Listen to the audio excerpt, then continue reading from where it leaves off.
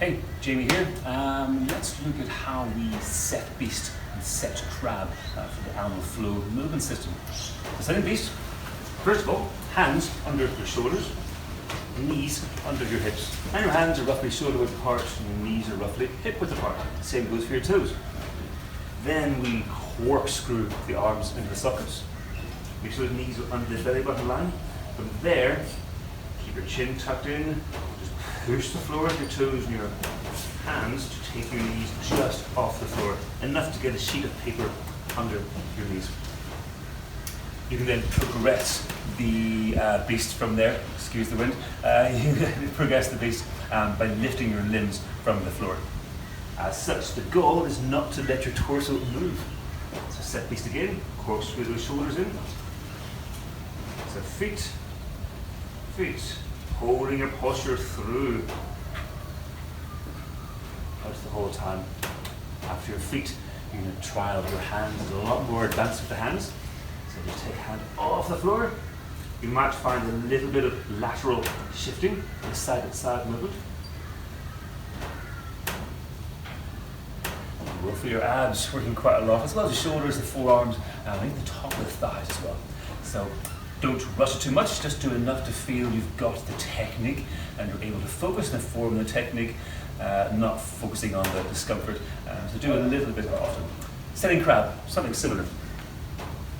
We have the feet and knees again roughly hip width apart.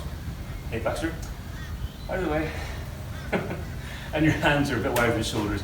Hands be pointing out at 3 o'clock, 9 o'clock, or backwards, that is your call. From there, keep the head up, looking over the horizon, putting my shoulders back and down to let me take the hips just off the floor, enough to get a sheet of paper underneath, so we're not looking for height, just off the floor. If you want to find your ideal position, you can shift yourself forward and backwards to find the point that you might consider neutral or your strongest point. That's one right there. That's always going to be making a capital M type of shape. Okay? You can progress like the beast by moving your feet while maintaining your posture and the stability. And of course, you can try the hands. It's a lot tougher. Before I go, let's look at these facing the camera. Let's go back to beast. So, hands shoulder width under the shoulders, knees under the hips, push the floor. Lift those limbs. You could do foot, hand, hand. You can even try marching on the spot to see how well you maintain the posture. For crab, I'll do the same thing. Shoulders pulled back, looking over the horizon. Hips just off the floor. Foot, hand, hand. It is hard work. You can do opposites, like you're marching on the spot. When you've got marching in the spot relatively well down, you can begin to, of course, moving around. That's an introduction to sitting beast and sitting crab. Practice just enough. Don't take any move to the point where you're getting out of breath.